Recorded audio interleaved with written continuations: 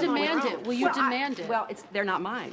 They belong to the State Department. So the State Department has to go through its process, but as much as they can expedite that process, that's what I'm asking them to do. Please move as quickly as they possibly can. Hillary Clinton breaking her silence and calling for the release of her private emails by the State Department. The State Department originally said it would release her work emails by January of 2016, but as we discussed earlier, a federal judge says that's not soon enough. Instead, the State Department is being urged by that jurist to release the emails on a rolling basis. So will Hillary's campaign roll along, or will it roll under some intriguing evidence? Let's talk about this now with the Director of Research and Investigations for Judicial Watch, Chris Farrell, Skyping in from his Washington office, and also with us from Newsmax Washington, my old congressional colleague, the gentleman from Illinois, Michael Patrick Flanagan. Gentlemen, we appreciate your time. And Chris, first to you. You guys have been all over this, launching a full-scale investigation into Hillary's secret email system. What do you think this means for Hillary, the ruling today by the judge? Well, it's interesting because in the Vice litigation that Contreras ruled on today, and also in our litigation where Judge Emmett Sullivan has ordered the reopening of an older case, Hillary's not a party to the litigation, which makes it very interesting. The State Department, in our case, admitted misconduct and conceded that they needed to reopen the case because both Secretary Clinton and the staff there at the State Department had presented false information to the court. And so now the court doesn't find this very funny.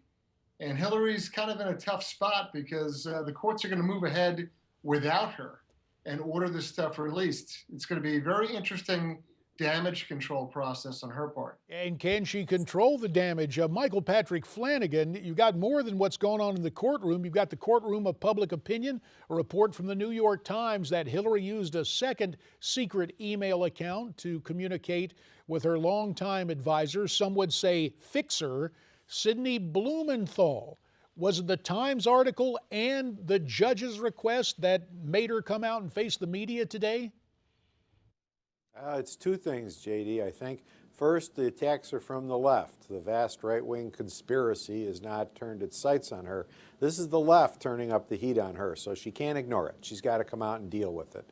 And secondly, and probably more importantly, what you'll get out of the State Department are probably some official emails, and you're going to get some emails with some personal data in them, personal observations, personal stuff that she said she destroyed, but you're going to get some official stuff as well. Basically, I think the emails, from a technical point of view, are going to prove her a liar. And that's something that she'd like to get out all at once later. So every week coming up, in past years, we've seen the MO being, that's old news. We knew about that. Let's, quote, move on.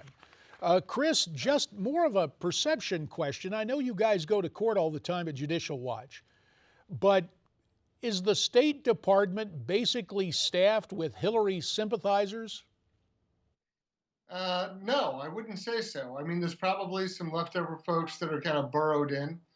But you know, the political appointees there now are their first loyalty is to the current administration, and they're getting their own pressure out of the Obama White House because this is all legacy damage stuff to them. And the consequences for Hillary now is that week after week, it's going to be drip, drip, drip. The story's not going away.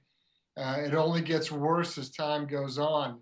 The revelations of the new email address after Mr. Kendall swore in letters to the House that there was only one email address.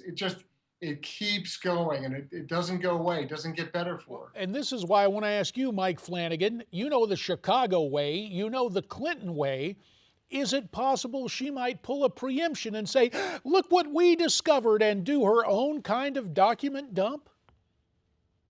It's possible, but she's had 3 chances to do that already and has passed every time. In fact, as Charles Krauthammer observed, she burned the tapes. I think what's going to happen is she's going to be proved a liar. And what has to happen by those wishing to make the point, and again, it's the left, not the right, is that they have to focus on the simple message: she is a non-truth teller, and not get lost in the haze of detail. Because once you start talking details with the Clintons, you never get out of it. You get lost in the morass of who said what to whom, and all of a sudden everyone glazes over. Just stay with the big point. With a she minute and lied, a half, and she's still lying. With a minute and a half remaining, we don't want to get down in the weeds, but there's another explosive story coming from Judicial Watch. Chris Farrell, you guys have your hands on memos now showing the administration knew about the possibility of the Benghazi attack 10 days before it happened. Fill us in. We have about a minute left. 100 pages of Defense Intelligence Agency IIRs, which are intelligence information reports, really damning stuff. It shows that, minutes after the attack began, let alone hours, they knew exactly who it was. They knew why they were doing it. They knew who was in charge. This whole phony story about the video inciting violence is nothing but that. It's another lie. It's another phony tale. It shows that ISIS was moving very aggressively 17 months before the president called them the JV team. These are intelligence reports that, we had to sue to force the government to release to us, and they are very, very damning. Your viewers should go to judicialwatch.org and read them for themselves. Chris Farrell, we appreciate your time and your insights. Michael Patrick Flanagan, we'll have you back a little bit later in the program. You heard our two guests. What do you think about what they had to say? Why don't you send your comments to us via email, newsmaxprime@newsmaxtv.com. There's also Facebook and Twitter, and we're coming back.